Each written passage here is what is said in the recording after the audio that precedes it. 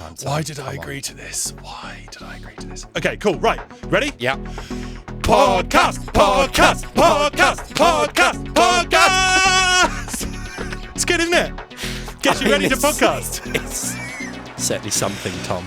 Hi, I'm Tom, founder of A Work in Progress, and welcome to the Show File podcast for performance nerds. And I'm joined by Steve of Zeal. Steve of Zeal, a knight of the light and video realm. Caught you off guard with that one, didn't I? Fortunately, we got the intro right though, so we get to start. I mean, we're straight in. Straight in. Steve, who are you? I'm Managing Director of Zeal.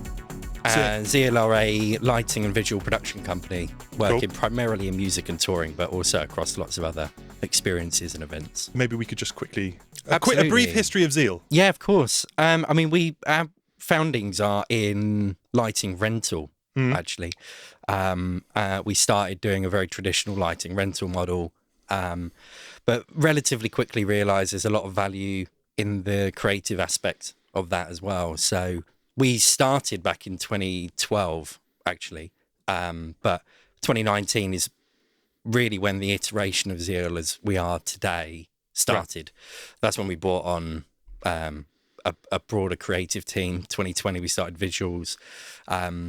So the whole journey is it stemmed from rental, added creative as we've gone along.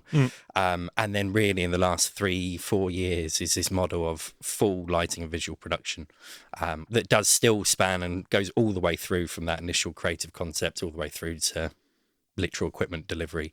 Right. So that's where we are. Sick. That's cool. Thank you. It's probably worth dropping some names because everybody loves a name drop. Oh, There's no such thing as a CV anymore. There's just who can now. you I should have written all of these down. Yeah, exactly. Yeah. I mean, we should start with the projects we worked together on, in which case. So, Subfocus. Yeah. It's been one we've been doing together for a little while. We started the Circular Sound show several years ago and have been building that since. Barry Can't Swim. Another one we do quite regular work with. What else have we worked together on? Prosper, absolutely. Yeah. Outside of that, we do a lot of work in electronic music space. So we also work with Bicep. Previously did lots of work with Chainsmokers, still do lots of work with Galantis. Then we also span into more pop territory as well. So Tom Grennan's of the world, artists like Rose Gray. So it's quite diverse in music, and that's just the sort of touring side. You know, we also have lots of other work in big sports presentation, corporate work. But for the purposes of what we're talking about in music, that's Zeal's core background. Sounds sick. Thank you. What a good roster you have. Okay, well, look. So today, what we're going to talk about is how, like, the collaboration between, like, your music direction team and your, like, lights and video team. Because at the moment, you need to work a gig at a certain level to become immersed in that process, and not everybody is as delicate with you as as others. It can, like, touring world can be a lot of a sink or swim most of the time. So I think this would probably be quite useful, especially as we've done a lot of collaboration over the past sort of 18 months with each other, talking about that kind of process and, you know, all the places that, like, the kind of steps that you take in delivering a show. I mean, we don't know all of it. Not yet. I mean, it's a process, right? Everyone's figuring things out, learning new things as we grow. But 100%, and actually I resonate a lot with what you're talking about with the almost the safety aspect, or the way in which some projects can work really well if there's been a culture of safety and collaboration and comfort versus those that feel almost hostile and you feel like actually the thing you need to do is cover your own back, as opposed to just do whatever needs to be done to work together to get a great project out the door. Yeah. In my minor wisdom of this shit, I've came up with like 3 points that we're going to go over, or 3 kind of like stages, which we talked about it a bit beforehand, and you made quite a good point that these are not necessarily linear, but it kind of describes the bits that you're going to go through to deliver said show, and then have that first show day, and hopefully that then goes out and tours, and we iterate it and make it a little bit better every time. But, Absolutely. It starts with figuring out what the vision is. When an artist is going out and then presenting this album in a live context, it's quite a hard question to answer. You then get to a prep phase, which is kind of, we figured out the vision, let's make the vision. Or plan for the vision. How is the vision turning into something more? How's it going to happen more than one day on the trot? Because it's all well and good doing one thing in one place, but this is touring music, so it's going to happen a whole bunch of times. And then there's the execution, which is that actually happening. So, let's talk about vision. Vision. The creative bit. The bit that everybody thinks is the fun bit. And I think it is, I mean, that framework of those three things, I think, is really beneficial and will help us structure some stuff. At Zeal, we have something that we refer to as strategic imagination. There's an actual graphic that we have, which has a sort of start and an end. And then that line sort of goes into this box. Right. And it just turns into complete chaos. It goes swivel, it goes backwards, forwards, up, down, all over the place before it comes out the other end. And what we really refer to is that box is something called strategic imagination. And it's the balance of the fact that it's not linear. It's normally quite chaotic. I think it's really important to acknowledge that we'll go through these phases, but we will go backwards and forwards quite often. Yeah. We can almost refer back to creative and change the vision even once we're in production rehearsals at times. So, but yeah, start on the vision. Start on the vision, which in some ways could be described as creative or art direction, or sort of like brand strategy if you're going really deep on it. From a music direction perspective, like what I want to know from people is what's the fucking music? If you're a new artist, it's probably going to be, you're probably only going to have 5 records. If you're an artist who's been around for a while, you've probably got 3 albums. So then a big job for us is then, right, well, we've got to play the new album, but what's really important on the new album? Where are the hits? What are the big tunes that we have to fucking do and we don't get an option on? And, what in between is kind of vibey and will work well live. Like one of the ways that we normally approach it is we say to artists, like, I need you to fill this folder here full of what we call a track pool. So it's like a pool of songs. I don't care how many you put in. Put it all in. And then we're going to go through all of it and be like, okay, cool. Like, what's going to work well here? What's important? What's not important? How important do you think that phase is, though? How important is figuring out those tracks early on? It's going to dictate all of your instrumentation. It's going to dictate your band lineup. It's going to dictate what the artist is doing or not doing.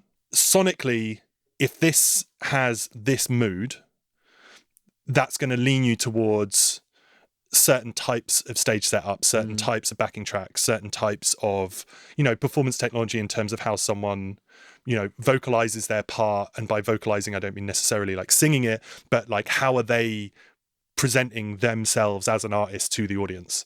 And they either say like, I don't fucking care, do it all for me. Or they say like, I really want to do this. Or they're known for playing guitar.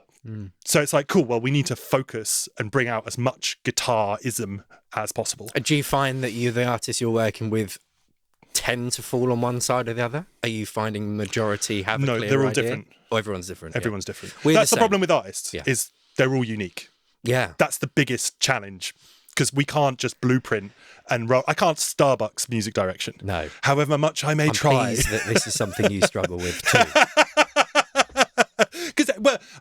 In a hyper-competitive marketplace like that, like the one that artists exist in, like it's really important you're different. The people that we work with anyway, everybody's kind of got their own little niche. And I suppose whenever you're providing a creative service, one of the things that you're always trying to do is find that niche, make the most of it, given the resources. Yeah. Can't have everyone backflipping. Although we did have an artist do a backflip on a stage the other day as part of the gig. We have some artists who actually do backflips, so not the perfect analogy. But it is interesting because we find that the process for every artist is different. Yep. And it sounds a bit cliched sometimes, but I can't stress it enough. And we work with, probably got 30 odd artists that we quite regularly work with, and every single one is genuinely quite different.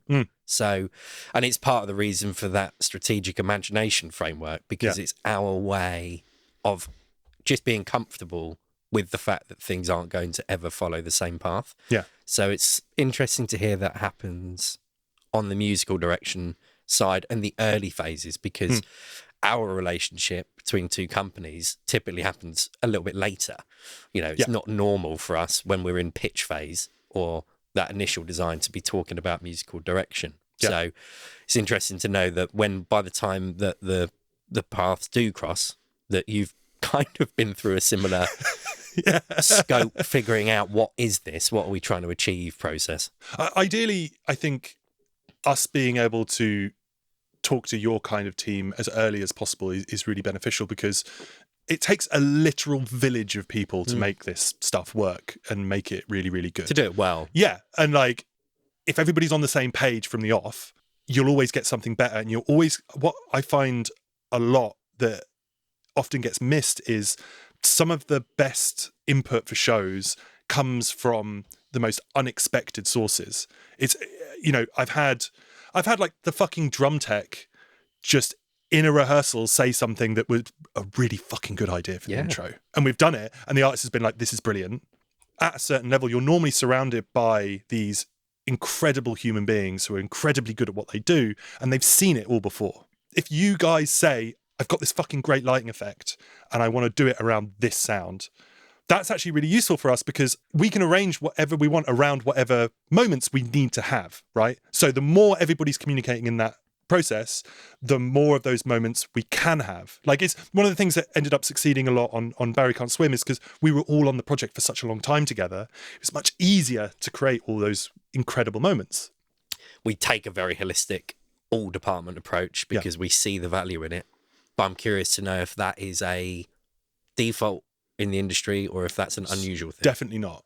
Okay. On the whole, it's you deliver this to me as opposed to let's deliver a show. Yeah. Which is like very fucking different, I think, in terms of approach. We had Jamie, who runs a playback company called McPlay, by the other day, and I put it in one of their promo reels for him because he's doing this event called Factory Reset with us. And he said, it was one of the things that I put into his promo reel to announce him as one of the guests was, everybody's show is most important. You know, for the lights, their show is most important. For backline show is most important. It's very true. That's how a majority of shows in my career in the past have been. That, like, the culture isn't normally cultivated to encourage people to work with each other. What I find interesting about that is because I don't actually disagree with the premise that you should believe that playback is the most important part. Yeah. Zeal should believe that the lighting and visuals is the most important, but everybody should do that. The thing that I think people are missing is that the actual best results, the way that you get playback to be the best it can be, is by working with everybody else too. Yeah. So it's not even about the challenging the premise that people shouldn't say that their department is the most important. It's actually the premise that the way to get the best results is to be more holistic and collaborate with people. That's our approach. It's not like we are somehow in a world where we don't think what we do is most important. Yeah. Because it would be weird. Like, that's where the passion comes from. Of course we care most about that. My position is still care, still be deeply passionate about your department, but know the best way to get your department to be awesome is by working with everybody else. The results speak for themselves. We're looking at how the show's supposed to look, right? I guess. Look and feel. And feel. And that's like a chicken and egg process where there is an amount of like, well, what do you want this? Do you want this to be, you know, vocal and dancers and lights, or do you want this to be a fucking orchestra and, you know, be filling like Ray's show is a good example of a show where it's like you chose to fill the stage with musicians. Absolutely. And that's the look. Gig. That's the vibe. Yeah. That has to be really, really tight. And then everything behind her is, I mean, it's just like a video of a curtain or something, isn't it? Or at least the last one that I saw. I mean, if they can get the drape in, they put a drape in. Right. Big light box with Ray on it. It's stunning and it's beautiful. But that's an example of knowing what you're working with. Yeah. They've picked the gig. Yeah. It's not about the lights. Yeah. It's not about video. And that, again, that's what I mean by saying it really does make the difference when you care about other departments. Because if you were to take a show like that and say, well, I want to put these enormous, amazing light show and video, and we're going to do all this crazy shit. Yeah. The gig doesn't feel right. No. Like, what are you doing? Well, also to get those musicians right, you need them in a room for a month. Together playing that, and that's how you're going to get that. No, it's going to cost the same as your fucking video and lights. So you make the choice, like which one do you want to do? And like, I guess there's always ultimately an amount of spectacle that you're working to, right? And you choose what that spectacle is going to be. One of the notes that kind of came up across the whole process is like mood boarding. Yeah, it's tools that can help get people on track. But yeah, for that initial creative phase of figuring out what are you trying to do, what is your show, we get some people walk through the door with a really clear idea. We get some walk through the door with absolutely no idea at all. And that's not that surprising, because beyond watching somebody else's gig, walking into a room and understanding the lighting and visual part of a show is really tough. Yeah. It's slightly different on the music side, because by definition, they've made music. So they're coming into the door. Yeah. They know that you're still in their wheelhouse when you're talking about music. When they're coming along talking about lights or visuals, no one knows what they're talking about. So the only thing they can then do is reference. Yeah. Which can be a tricky process in itself, because we can occasionally see either something that we don't think is very cohesive. Yeah. So we've received mood boards from artists or creative directors before and been like, I kind of feel like I'm looking at 5 shows, not one show. So the job at that phase is, how do we collate these things? How do we try and turn it into one visual language that feels cohesive and feels like somebody's gig? The aim for us really early doors is to find a way of, if you were to see somebody's show from across a field, if you're walking through a festival site, you look at a stage. Our ambition, we think we've done really well, if you could look at that and be, I know that gig. Yeah. That's Bicep. Can't even hear it, but I know that's who it is. Yeah. We know we've nailed it at that point. So that sometimes you get someone with a huge number of ideas, and the job is to act like a filter and a funnel to get them somewhere. The other end of the spectrum is, I don't know what I want. I'd like a show. One show, please. One show, please. With a side of fries. And by the way, I don't think there's one way of doing it better than the other. They're different, but they're both fine. So depending on which way that is, we'll then go through a process of iterating ideas, mood boarding. Some ideas just come straight out the bat. Yeah. Sometimes you're lucky. I mean, but it's a truth in all creative process. I think, like, sometimes you just start and it's just good. It's done. Yeah, we've done that before. Some of our, I won't say who, just in case they end up listening to this. But I think there are some shows that have taken one of our team an hour. Yeah. They've just had a wave of inspiration and been like, I know exactly what this is. And it's been genuinely magical to go, bang, that's done. Yeah. On the other side of that, the trade-off is we can also be sat there for 3 or 4 weeks or longer, really scratching heads, going, we just can't find what that thread is. We can't find the visual language. It's just not working. Yeah.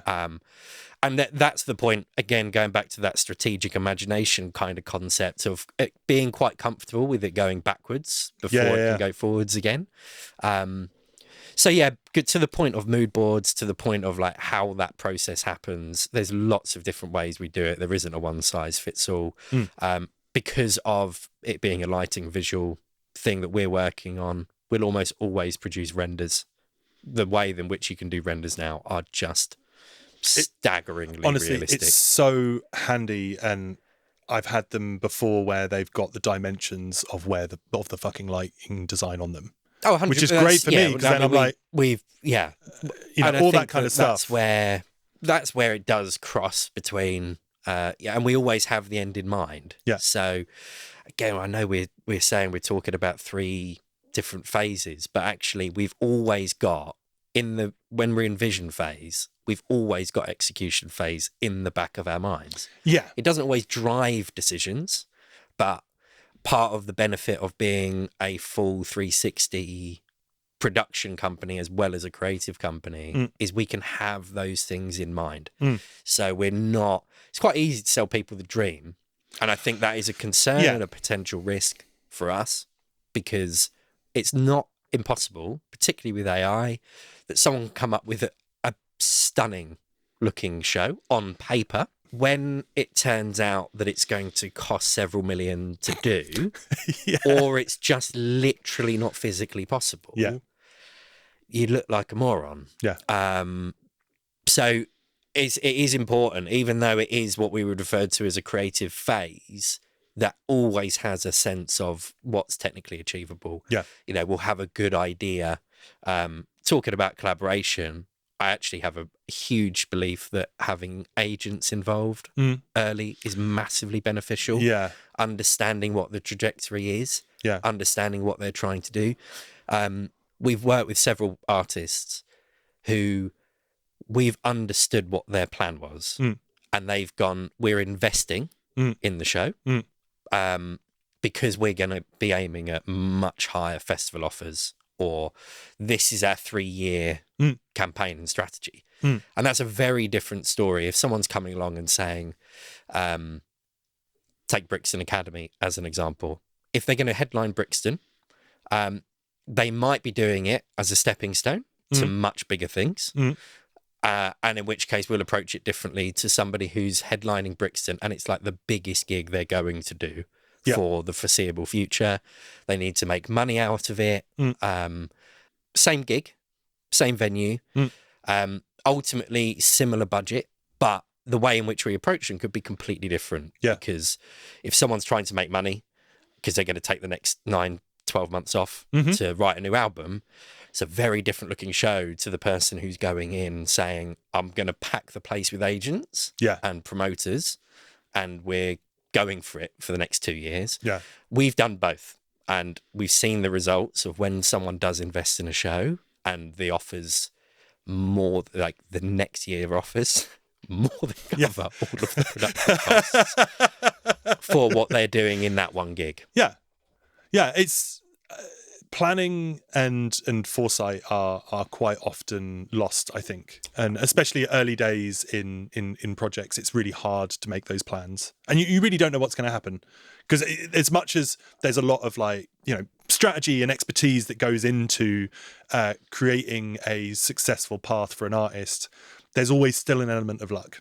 It's interesting that you're saying that, because it's a similar thing for us. Like, the more information I have on the trajectory of a show, the more I can help.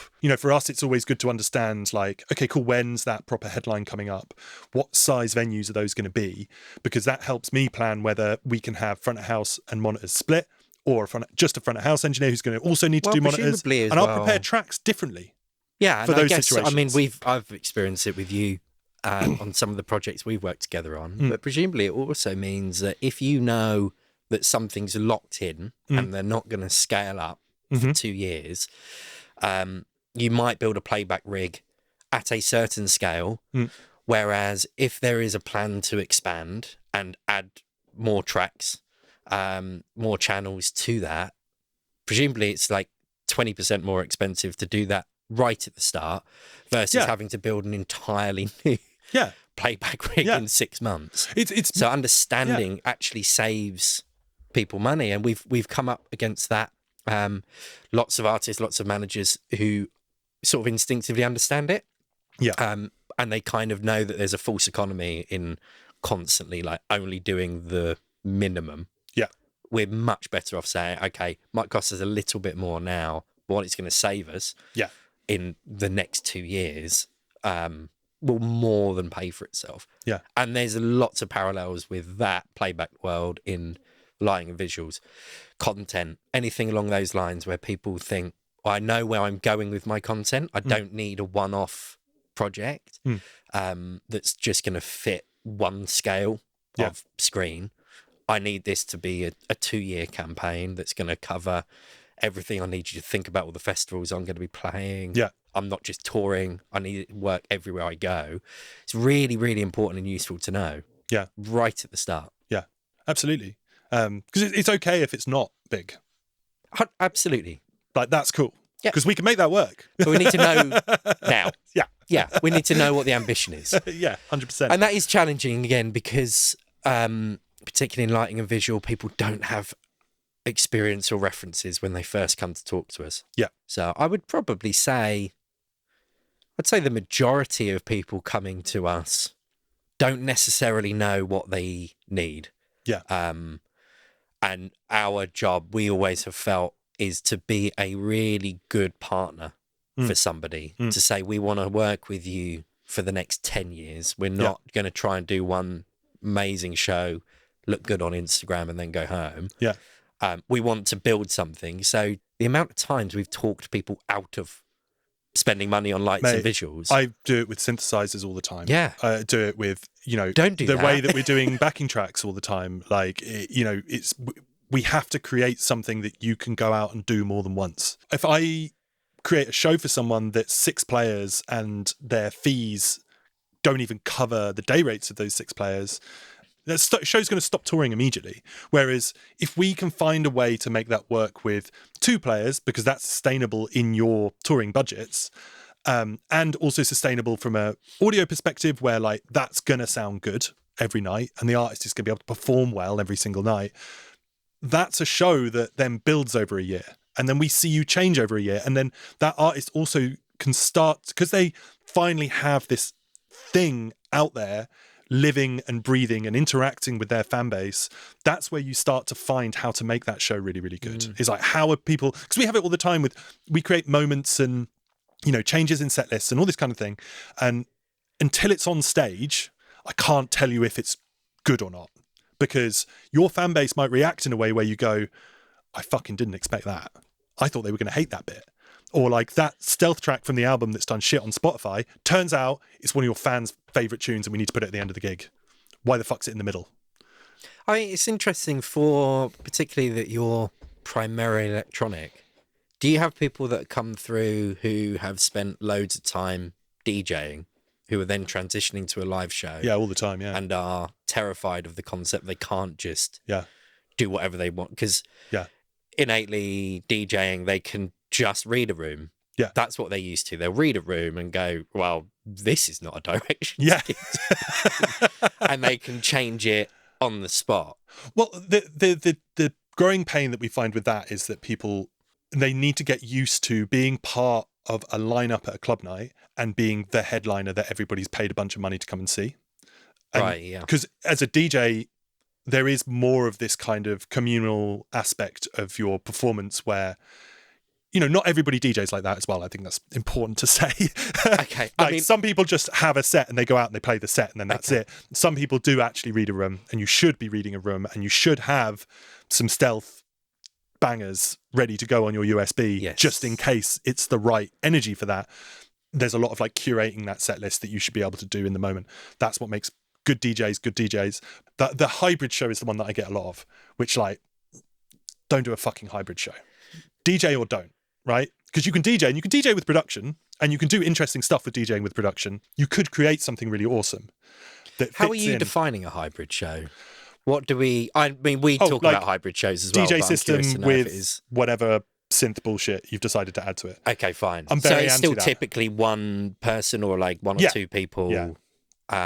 And it's DJing with some stuff over the top. I mean, I try not to fuck with it, because I think you should just DJ or don't DJ, right? I mean, I agree with you 100%, by the way. I'm kind of just Both curious. Both of those bring equal value. A hybrid show eats into your DJ profit in a way that you won't be comfortable with. So people always come away being like, oh, it's really long and expensive to do this hybrid show, because I can't just like jump on a plane with my USB and my headphones, do a gig and come home. So like all of a sudden I've got like 3 fucking Pellies. That's a ball ache. And I have to have a tour manager. I can't do it on my own. Do you know what I mean? Like those costs start to spiral. And it's like, well, now you're spending that money, build a headliner show. Do you know what I mean?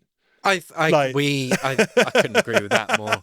And we quite often advocate for people having that delineation. Yeah. And in fact, we even talk about having delineation from the visual language perspective. Don't confuse your audience with... Be very clear. ...a live show and a DJ show that kind of... Are they the same thing? Because it will confuse people. Yeah. The DJ show from a production and immersive kind of impact is always going to not live up to what the live show could do. Yeah. But it's equally the way that which most people in the electronic space are making money, right? So we're big advocates for saying, keep your DJ costs really low, go out, make all your money there. If you really want to do a live show, typically you're spending some cash to do it really well, but keep those separate. Yeah. So I couldn't agree more with the idea of not trying to do both, because you got the worst of both worlds. You haven't really got an amazing production, and you haven't really made any money. I couldn't agree more with the idea of not trying to do both, because you got the worst of both worlds. You haven't really got an amazing production, and you haven't really made any money. Like, just have them separate. And we advocate that from a visual perspective as well. And it's a lot harder to do all the brilliant visuals and the brilliant lights in a club setting, because you don't get the changeovers. You can't call the shots as much as you can when you're a headliner. So you can't deliver as good a product for your fans. No, agreed. And you're going to get a lot more out of being a headliner with that kind of offering. I agree. You know? Like, people don't know how this all works as much as you do because they don't live it. People are normal humans who want some fucking escapism from their fucking stress. They've had a shit week at work, right? And they want to come to your gig and they want to go, all I'm thinking about is these incredible songs that I know and I love, and I want to go and sing them with you and fucking see whatever it is you've put around it that elevates that experience further. So how do you view, and this actually leans more into that planning phase of when you're having conversations with artists about whether or not to go time code, and how much to lock, even if, let's say you've successfully taught them out of a hybrid show and they've committed to go fully live. Where does the conversation about time code and how are artists finding that comfort? You can be a lot smarter with it than I think sometimes people are, because you can just choose the parts to lock, right? You just, like, for example, your hit single with however many millions of plays. I've got a lot of those. Yeah. I know. But that's why I brought it up. That song, you should probably make a moment of that as an original, as it's always been, right? I quite like to work with people to flip it a little bit at the end. It's normally quite a nice touch to, you know, refresh that, especially if it's been around for sort of 3 or 4 years. Like new arrangement. Makes it funner to play. I wouldn't necessarily say arrangement, probably more of like a new structure and sort of remix at the end rather than arrangement. And sort of remix at the end rather than arrangement. But like keep those moments as moments. Everything in between, we can start to become flexible with it. You know, there's ways to... Oscar from our team actually described it really, really well in terms of how to create improvised parts the other day, where we will always arrange them to click. We'll always structure things to click. There'll always be like, it's 16 bars, then it's 16 bars of breakdown, then it's 16 bars of drop, or whatever, right? And Oscar described it as it's signposts rather than a map. So the good thing about doing it like that is that then we can inform the other teams of how this improvised section is going to work. And you guys can then do the brilliant shit with that you want to do with it, right? The more people we have involved in this process, the more we have to keep them all on the same page. And as much as like you think that you're going to loop something and come up with something new on the fly, the reality is you're going to kind of fall into doing the same thing every night.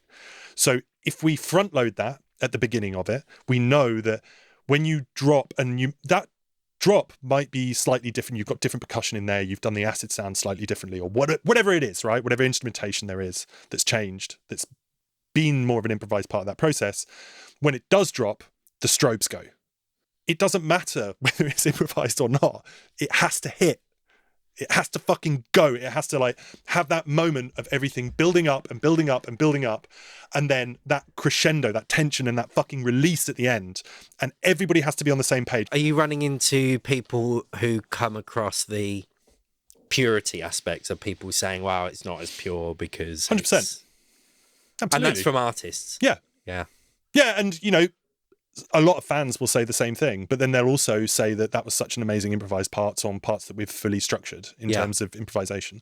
Also, the timecode conversation goes further than just like this kind of like theory of it, talking to a team like yours and saying like, right, where do we need to lock things in so they're the same every night? You know, how practical is that? It's partly planning. You know, there's a band that we've been working with for a little while, and I remember when it was at the time, it was just the drummer who was dealing with playback as well, which, not to stereotype too much, normally fills us with dread when we hear that. But in this instance, a guy called Duncan is absolutely brilliant. And he sent us a message saying, just out of curiosity, will it help having, should I send you all the time code? Yeah.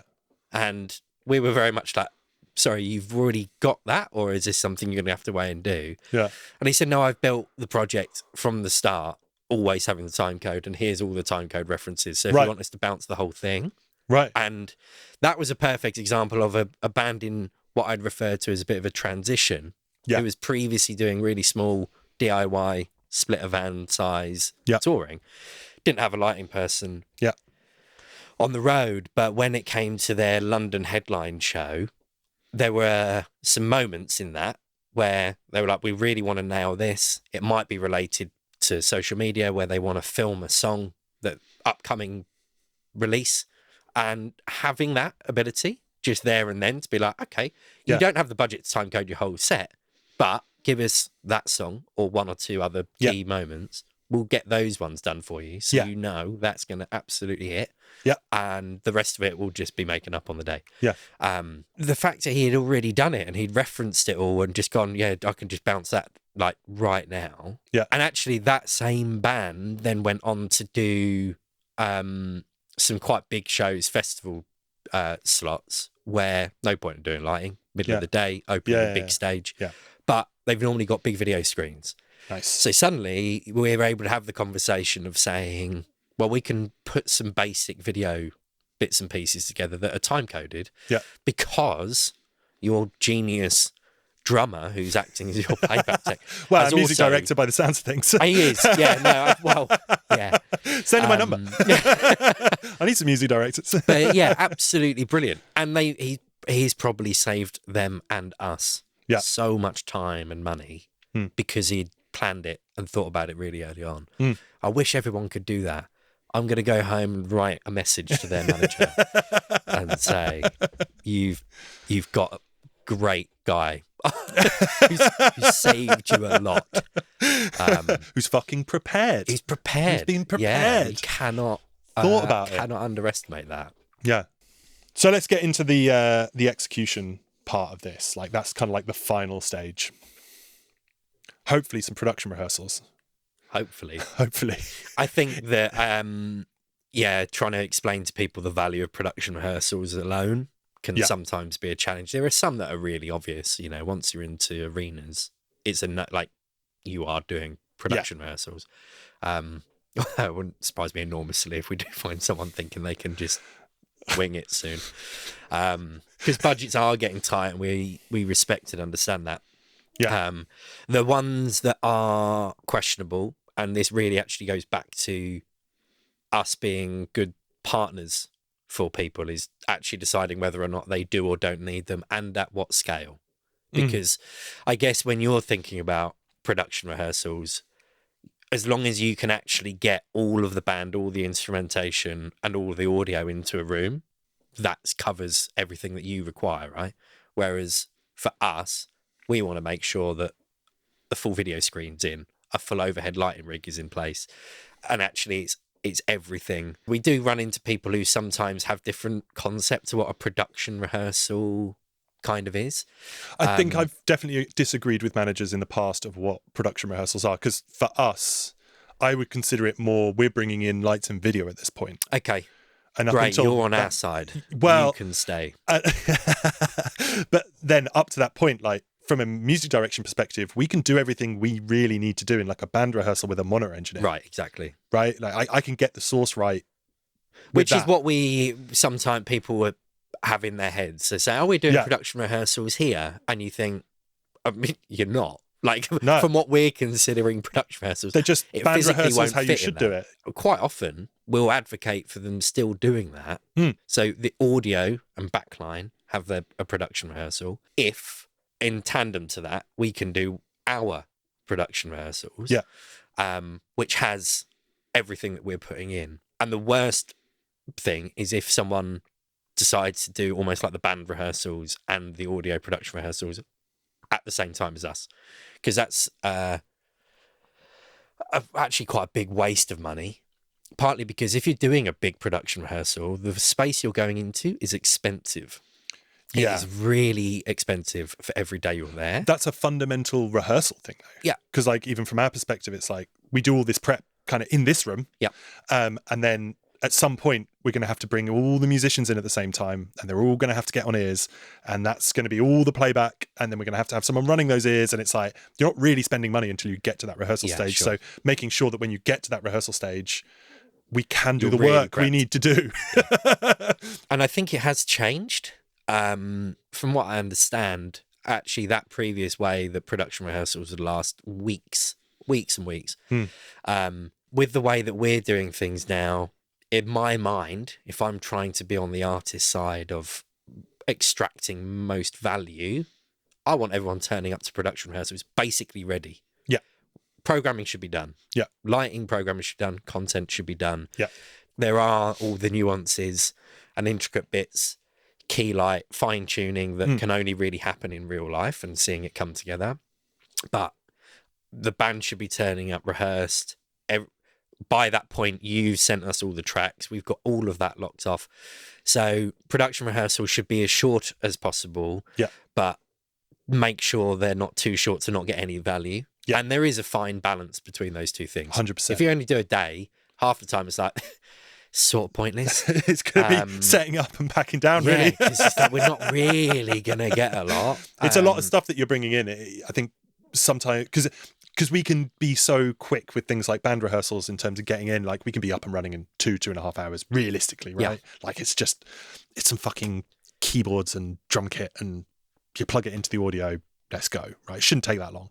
But as soon as you're adding trusses and lights and fucking lasers that need to be focused in the right way so they don't blind everyone when you turn them on, like all those things, like that turns into an entire day of work. There are some shows you literally cannot do without production rehearsals. Yeah. Just can't. There are some designs that we can come up with that actually be really confident in not having any production rehearsals. Maybe if we could go to the first venue a day earlier, it'd be great. But really, we're pretty confident. There are others that are like, if it's something that involves choreography, not doing production rehearsals is suicidal. Like it's just going to look horrific on the day that you turn up. So it's about establishing what is beneficial and where money should get spent. How many people are going to be on stage? Have you got dancers?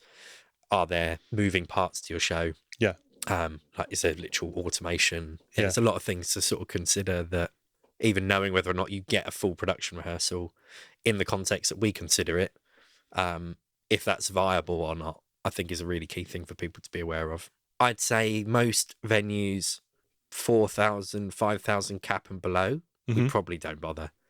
Unless there is something that's really heavily important in terms of choreography, or if it's set, or if it's stuff that is a lot harder to visualize. But if it's lighting and video, we wouldn't be suggesting production rehearsals as a waste of money. You get more value by putting all of that budget towards something like the actual lighting rental, than you would actually extract from a production rehearsal for Brixton and above. And really, you're probably into arenas or an alley pally or something. That I think the other part of why a production rehearsal would be really important is if it's a one-off where everything's going in on the day. You do need that time, purely from a production perspective, going, okay, can everyone just make sure we know 100% how this is going in and coming out? If it's a really big production, you don't have time to discover you're missing something really important. I mean, for example, on the first show, I fucking need that sound check, and it's going to be the longest of the tour because it is our first go, and like we can refine it over time. But like, if I lose that, then chances are we're going to miss something that's important to you guys. How like, much for example, are you time potentially code. Changing on on that moment, if you're there first sound check, didn't do production rehearsals, are you sat there saying shit? Personally, I wouldn't be impulsive and change things from the source there. Probably more what's going on in the desk. Got it. Is that an EQ thing? Is that a level thing? Is that a MIDI thing? Is that a part thing? Like, is this a music thing? Is the fucking harmony too crunchy? So, like, I don't know until it's in the room, because things being right in the studio is very different to live. I mean, going back to talking about DJs going live, that's a really common teething issue, is everybody gets really nervous that it's not going to sound good enough. And we're all trying to do everything we can. I mean, that's one of the things that in production rehearsals you try to go for, you know, is can we get it to sound as good in a PA as possible? Because PAs are very, very different beasts. And, you know, very different from mixing for studio. And you're looking more at, you know, how does the bass rumble people's chest? You know, that's something that you can't really recreate in a studio setting. We're quite fortunate now because we typically work with people like yourselves who we get a really good understanding of what things are going to be. We'll be talking to the MD. But I have experienced it in the past where we might have programmed something that we had really heard in the music. Yeah. That was, for us, a really musical and important and nice thing to accentuate. And then it doesn't exist in the mix. Yeah. And you're suddenly like, okay, the lights are now doing something that everyone can't hear. Well, it's delivering the correct musical information is really, really important. Ideally, in our band rehearsal process, we can track what they're doing in real life. Yes. And then send you that. Yeah. And go, here's a mix that, as musicians, we're all happy with. We will typically try and encourage an artist and their band to rehearse several weeks before their first show or first production rehearsal, so that we can actually spend the time listening to the final music. There is no bigger nightmare for us than just being delivered the stems that are coming out the Ableton rig, no live drums. Yeah. And we've had to program entire shows with no drums. That is not fun to try and do. Wait, so all drums have been taken off track? Absolutely. And you only get what's on... Yeah. Only get what's on track? We'll have click, but there might be no drums at all, or the middle ground is some reference drum track, which is a nightmare to program to. You can do the technical aspects of the programming, but a huge part of what we do and a huge part of what we pride ourselves in is the sort of actual feeling and emotion of a show, and not just looking like a computer did something, but actually feeling like it's musical. So to not have the actual music, it's quite hard to be musical with. Really, the more prepared you can be with all of those things, the more space that people have to live and let something breathe, the better the show is 100% going to be. 100%. So, and I think, again, it's a bit of a challenge, because even when we've said that and explained it to an artist, manager, whoever, and they've ignored that, they still get a show. So in a way, from their perspective, I get the idea they might be going, well, you did it. It's like, yeah, we did it. It's not as good. It could have been better. It took some shittier hours and it's not as good. Yeah. Yeah, everyone's now fucked thanks to that. And it's not as good. Whereas a lot of, again, we're really fortunate, and I think it's just through time. We've been really lucky with the partners and the artists that we have. They've seen the value in what we've suggested.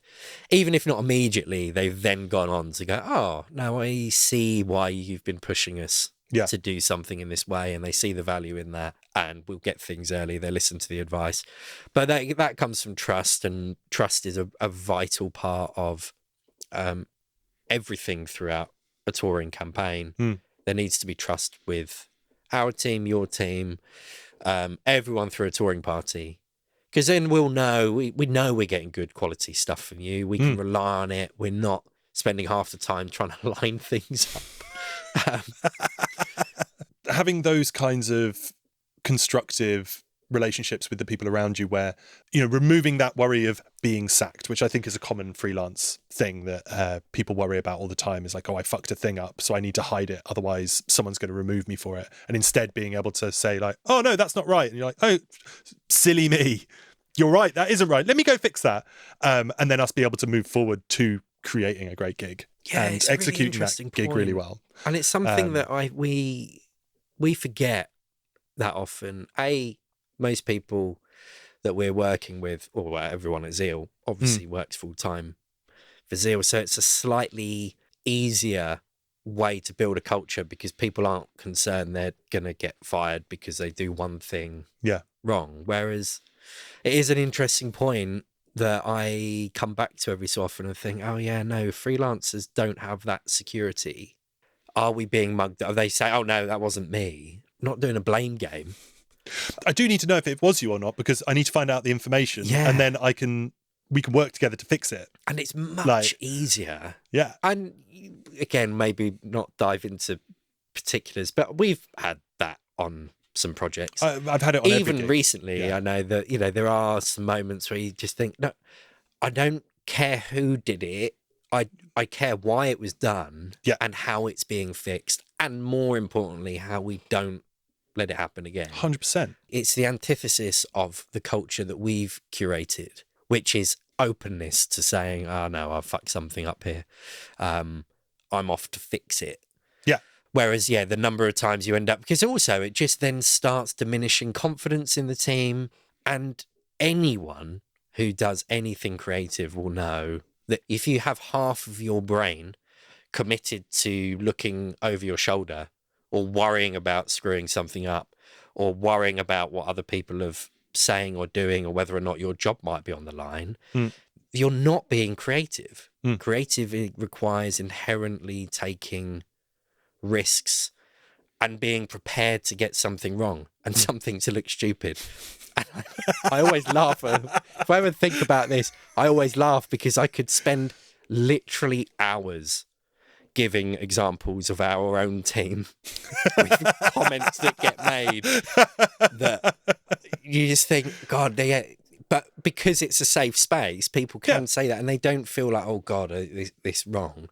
And that is what makes better shows. To go full circle to what we spoke about right at the beginning, I do believe everyone should think their department is the most important. But the best way of making your work the best it can be is to work with everybody together. Yeah. The idea that you should just go on a solo mission and try and, go full steam ahead on your own thing, ignoring every other department. Yeah. The show won't be as good. We've done some awesome work, and I can say that quite confidently because I wasn't involved in them. I can kind of just sort of be a cheerleader for our team who have done that. Yeah. But the real beauty in a lot of those things that have happened is because every department was awesome. Yeah. It wasn't because of us. It was because the artist may have had the trust. We've built a good partnership with management. We've built a partnership with artists. And then we've really cared about audio. We've really cared about playback because all of those things make a difference. And then all the comments that then get made about how epic a show was afterwards. I always used to laugh. There's the old adage that no one goes home humming the lights. But and I get that. I don't think it's healthy because it's definitely not healthy at all. Because it all supports each other. Yeah. You could go 100%. Don't get me wrong. We know where we stand if you're going to have the order of things. Yeah. Of course we know where we stand. We're quite low down because you need playback, you need musical direction, you need a band, you need art. That's obviously first. We're right down the bottom of the food chain. But if you stop looking at it in some hierarchy and go bundle all of those things together in one pot and treat them as one experience and one gig, the whole thing will be better. People will think it sounds better because it looks great. People will think it looks great because it sounds better. Like, those things are deeply interconnected, and it's because the people in the audience are having a human experience, being able to take all of those senses in. The same reason that smell is so important for eating, right? Things taste better when you can smell them. Well, that holistic way of experiencing something as a human being in an audience, if you've got everything singing together, it's a better gig. Mm. So people go away, and we've been really fortunate because people have gone, oh my God, this show looks awesome. Yeah. And it's like, yeah, I also know if it sounded shit, you wouldn't think it looked that great. And if it didn't look great, they wouldn't have thought it sounded good. Agreed. I really do agree. Live music, and I say this on all the podcasts all the time, and I will continue to say it forever, it's fucking hard to make live music sound good. And most of the time, if you're really being objective about it, it doesn't sound very good because you're kind of firefighting whatever environmental things you have every day. Yeah. And a really good way to enhance that euphoria that you can create in people is big flashy lights, or, you know, really interesting narrative video content. In fact, just generally shows as a whole having a narrative from start to end, or at least some thematics, or like something that ties it all together as a single experience. Because normal people don't know if things sound good or not. They want to hear the bit that they're connecting with. Yeah. How do we draw focus to that? And I think, you know, basically exactly what you're saying, it's missed that it's all the things together. You know, it's the guitar being great in the guitar solo, but then also it's a light on that guitar, but it's also that guitar solo happening at a time that doesn't seem random, that feels right. So there it is taking the show from here to here for a moment, so we can go back down here and then come back up there again. Because I can't sit here forever. We can't have one thing of guitar solo. It's such an important thing, and it's the arc that we're talking about. You know, it's it's being holistic with all departments, but it's also about the arc of a show. And again, I know that the best shows that we've ever been involved in have been ones that have been uber collaborative, and they're times where we have MDs phoning, saying, "What do you feel about this being?" Or we're thinking of changing the set list. Yeah. We might move this song to this space. Yeah. And we can go, energy wise, it's going to feel weird, or visually it's going to feel weird. We like holding things back. Zach is a big advocate for the concept of throwing, what we do at the beginning of a process is throw loads of paint at the wall. Yeah. And then we start scraping it off. Yeah. And it's the scraping off that matters the most. Yeah. So it's about building the arc. It's about building energy levels and making sure there's peaks and troughs. Yeah. You can't have peaks without the troughs. Yeah. Otherwise it's just flatline. And if an MD is saying, maybe move this here, and we can say, well, we can, but we've got lasers programmed, or we have a vision for lasers in that song. If you make it the second song, it's giving too much away, or maybe it needs it. And maybe it's an instance where someone's saying, we're changing up the set list for a festival. We're on after this person. In which case, it's like, well, let's fucking go in with a peak quite early. Yeah. Because you're going to need it. Yeah. If you're doing a headline show, you can build over 20 minutes, 30 minutes, and it won't feel odd. Yeah. But having those conversations with artists, MDs, and everybody again, holistically, is really important for the ultimate kind of experience. I always used to say, it's been one of the huge parts of who Zeal have become. I could spot a show that had, even just on the ignore music and ignore audio, I can spot a show where lasers, lighting, and video have all been done by different people. Oh, 100%. Yeah. It's so obvious to me. Yeah. And it's not always obvious to people in the audience, because independently, some lasers could look great. But if it's not singing the same thing as the whole show, and it doesn't feel cohesive, people know.